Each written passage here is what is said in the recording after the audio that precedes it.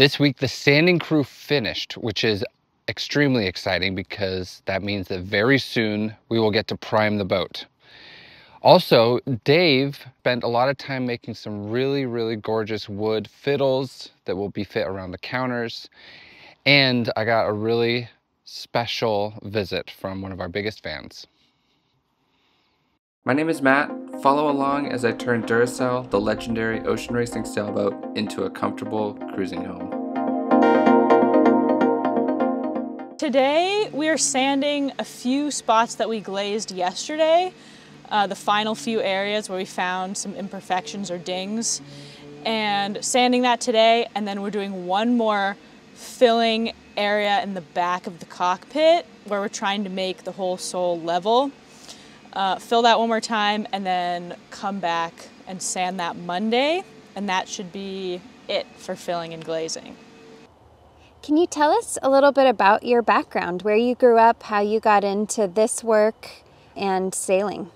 Yeah, so I grew up on Marrowstone Island, which is about 30 minutes outside of Port Townsend, and I grew up with parents that took us to the beach all the time, and I was always in the water, usually on paddle boards or in dinghies rowing around. When I graduated high school, the first job I got was sort of randomly in the boatyard in Port Townsend. And that's the boat haven. In Boat Haven. Yeah, and for context for our viewers, that's where Leo Sampson of Tally Ho did his boat project for the last couple of years. Yes, yeah.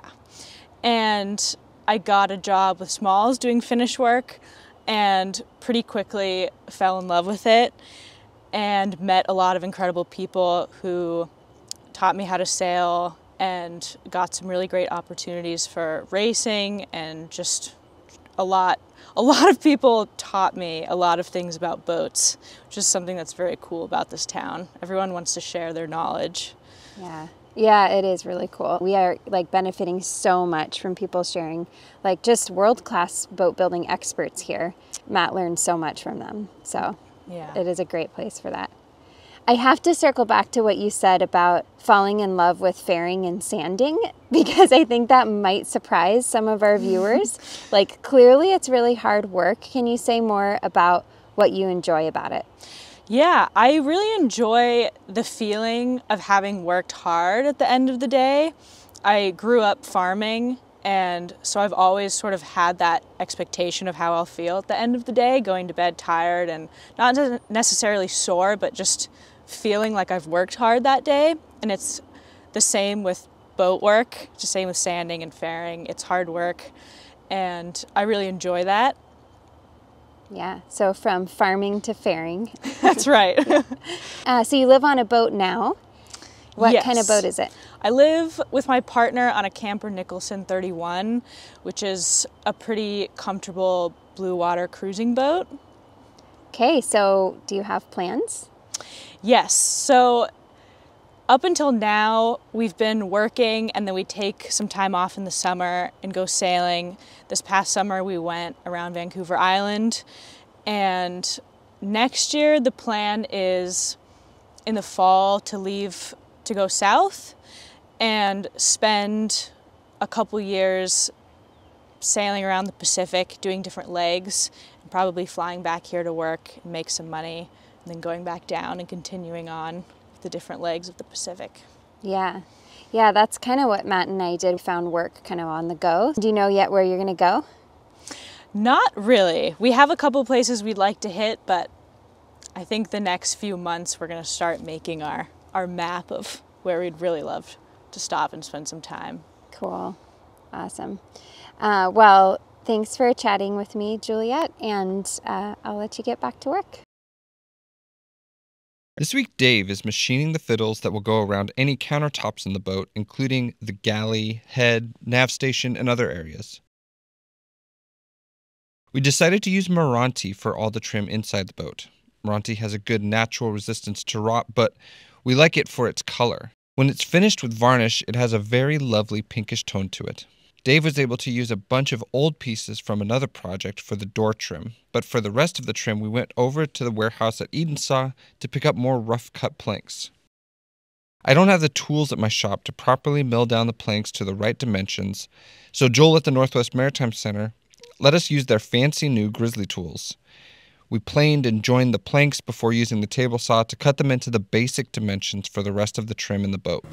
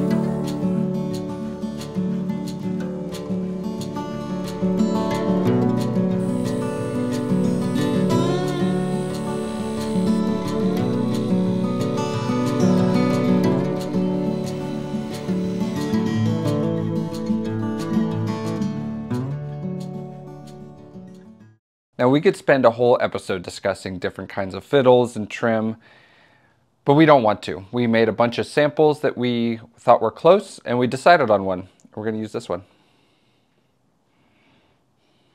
Once Dave and I figured out the profiles we liked for the rest of the trim, we went back to the Maritime Center to shape the planks into fiddles using the table saw and routing table. So I'm fiddling around today. I'm making some fiddles, fiddling around, making fiddles for the boat. Here we have 10-foot sticks of Meranti mahogany. We're going to make 1 stick of this profile. We're going to make 4 sticks of this profile with a rabbet. It'll go down 1 inch. And then 3 sticks of just the same profile. So right now I'm ready to cut this piece here.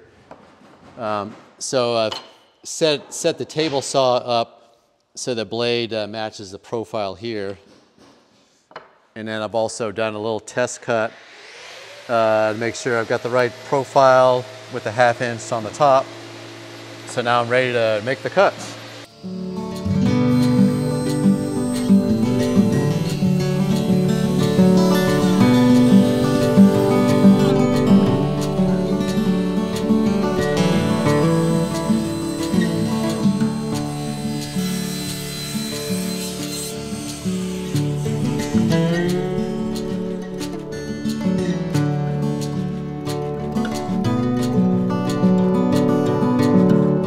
The final stage is creating the round, so we use the router here on the table, and this basically buzz both sides.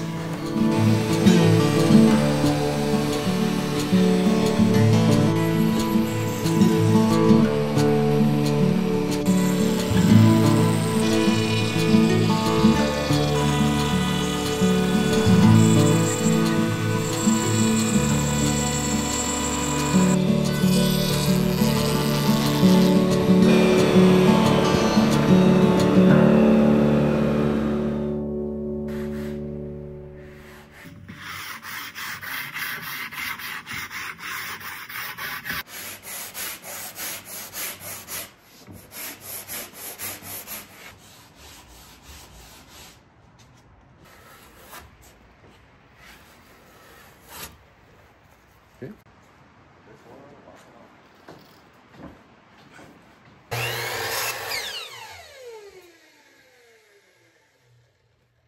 And now we have the fiddle stock that's all ready for fitting later on. So we used router bit here to do the rounding, finished it off with a hand plane, sanded, and where necessary trimmed the inside of the rabbets with a rabbet plane.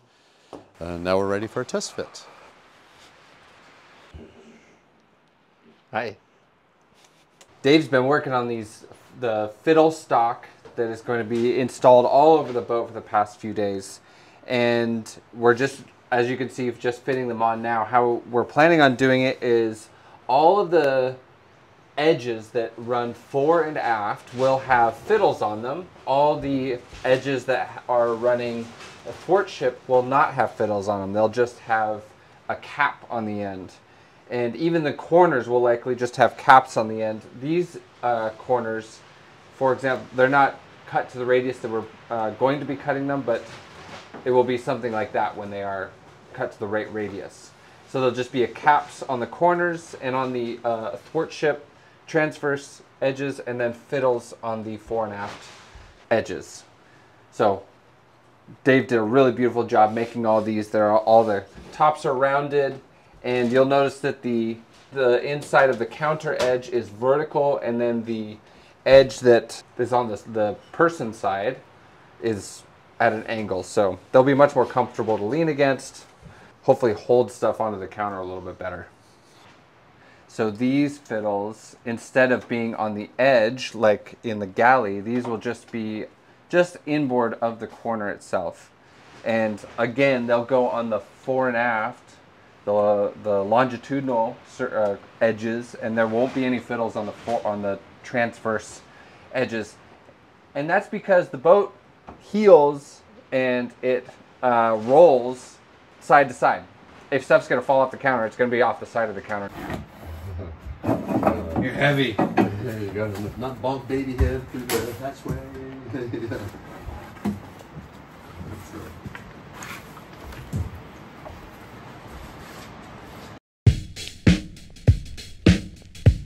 We've been having fun with this project, but it all comes to an end. Today might be the last day. We're hoping it is, but there's a 98% chance it is the last day of prepping. Woohoo!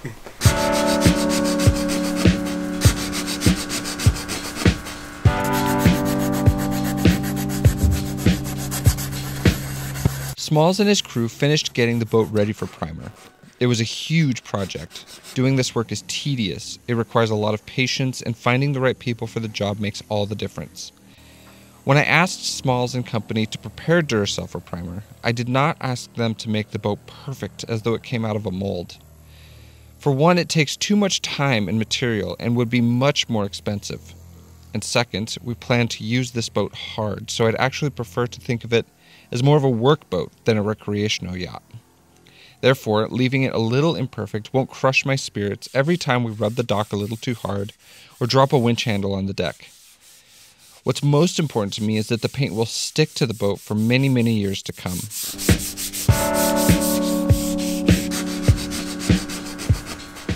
I think they did a really nice job, and more importantly, saved me from doing this project myself, which surely would have bored you all to tears.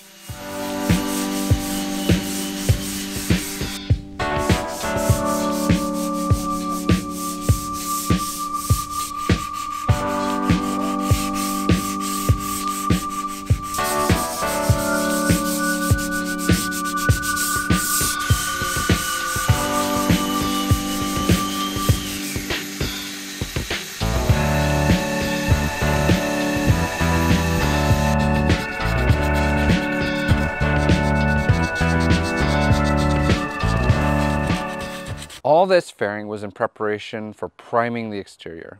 I'm getting all my pieces and parts together to prime within the next few days, and so I hope by the next episode you'll see a different colored Duracell.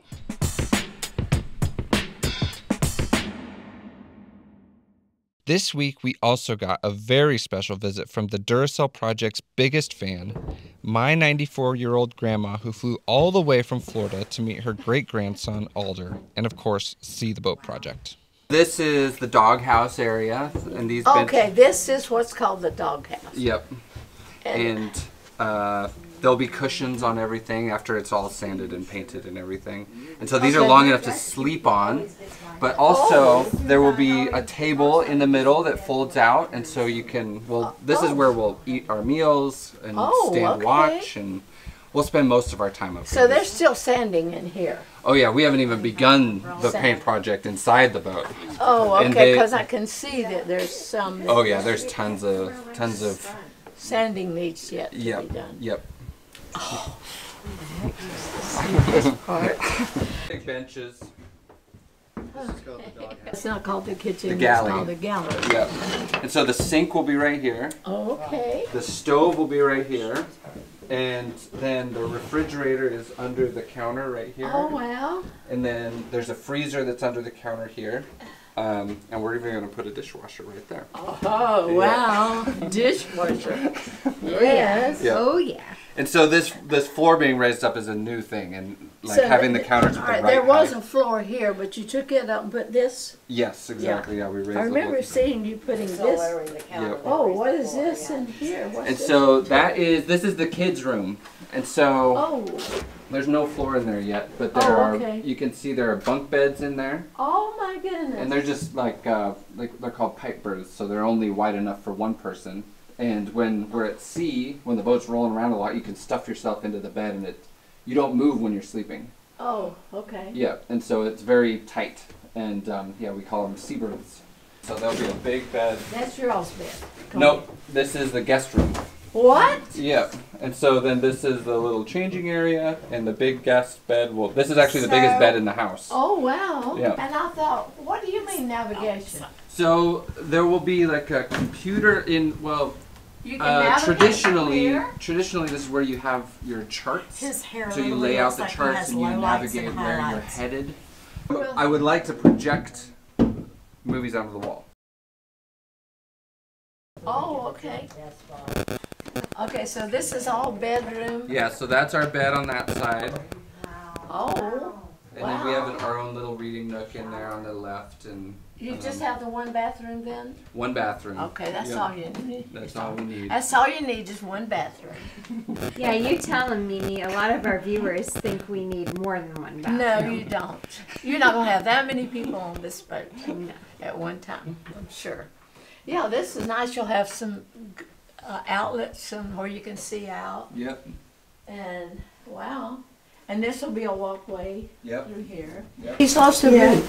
So they've still Wait, got a lot excuse of me, he sanding what? yet to do in here. Slopped his dripper. Lots of sanding. Slopped Oh, yeah. his dripper. Instead of The That inside, is yeah, slipper. The sanding Oh, project oh. on the inside hasn't even. I thought that really was a been- Floridian expression. It It's a was, song. it's a on the song. inside. Oh. On the inside of the boat. They're not doing the inside. Oh, he is oh, fighting me.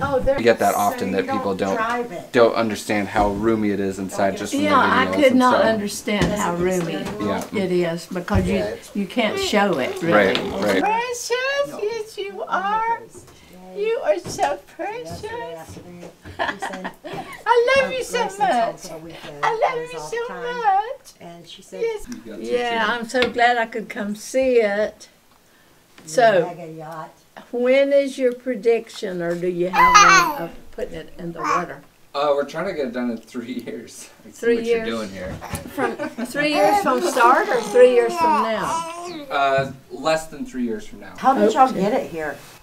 A big truck picked it up and You have to watch back. the first episode and you'll see. Okay. Yeah. Yeah, you have to go back and start. I love it when I see them moving really big stuff. Oh yeah. I watched them move homes. And getting it beside the garage.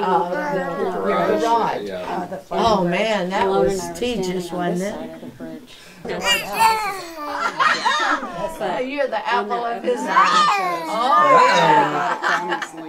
Oh yeah. He loves his boat. Yeah, he loves coming out here.